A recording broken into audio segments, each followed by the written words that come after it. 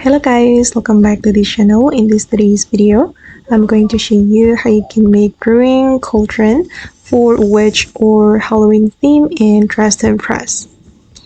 Okay, let's get into it guys. First of all, we need to enter VIP room and then we can use this item.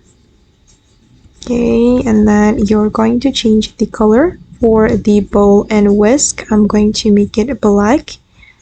And for the content, I'm going to make it green, like this, neon green.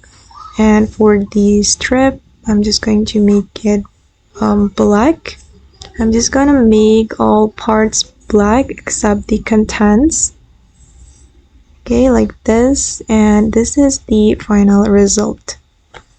As you can see, that this item is very is so perfect for the witch or Halloween theme and Dress to Impress. Okay guys, and that's all of the tutorial for today. I hope this video will be useful for you. Thank you so much for watching and bye.